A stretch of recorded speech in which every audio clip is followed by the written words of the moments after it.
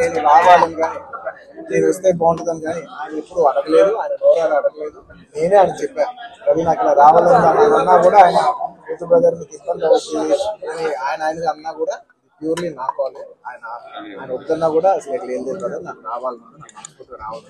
నా ఫ్రెండ్స్ అంటూ ఎవరైనా ఉంటే వాళ్ళు ఏ ఫీల్డ్లో ఉన్నా ఏ పార్టీలో ఉన్నా నాకు పార్టీకి సంబంధం లేకుండా నా మనసుకు నచ్చిన వాళ్ళు ఎవరైనా ఉంటే ఎవరు ఏ ఫీల్డ్ అయినా ఉంటే నేను వచ్చి వాళ్ళని సపోర్ట్ చేయాలి. నాకు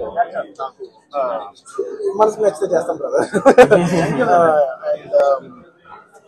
అండ్ ఆయన అస్సలు ఏం చెప్పాలంటే ఆయన అస్సలు ఏమాత్రం ఆయనకున్న సంస్కారానికి, ఆయనకున్న గౌరవానికి, ఆయనకున్న ఫ్రెండ్షిప్కి ఆయన ఏ రోజైనా నోరు చేసి అడుగుండొచ్చు. కానీ ఆయన అసలు ఎప్పుడు అడగలేదు. నేను ఆయన అడగలేదు కాబట్టి నాకు ఇంకా ఉంది. అదే ఆయన అసలు ఎవరైతే అడగలేదు, ఎంత క్లోజ్ ఫ్రెండ్ కూడా అడగలేదు, నేనే చేయాలని చెప్పి నాకు లోపల నుంచే ఆ ఫీలింగ్ అనిపించింది. నేను నేనుగా వచ్చాను. ఆయన కొంచెం అక్కర్లేదు బ్రదర్, మీరు ఇబ్బంది పడతారన్నా కూడా పర్లేదు బ్రదర్ నేను వస్తాను. 3-14 సంవత్సరాలుగా ఆయన నాకు చాలా మంచి ఫ్రెండ్. అండ్ ఆయన పాలిటిక్స్లో రాకముందు గత 5 ఏళ్ళ ముందు నాకు వారానికి ఒకసారో లేదంటే 10 రోజులకు ఒకసారో 2 సార్లు కలిసేవాళ్ళం.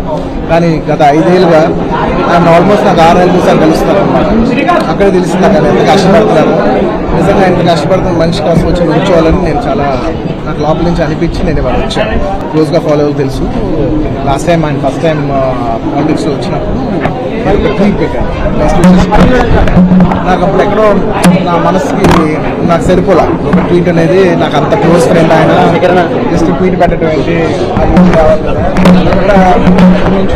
వచ్చి మనం ట్వీట్ పెట్టడం కాదు, ఆయన కోసం వచ్చి ఆయన ఇంటికి వచ్చి ఆయన సపోర్ట్ చేయాలి కదా. నాకు అప్పుడే అనిపించింది.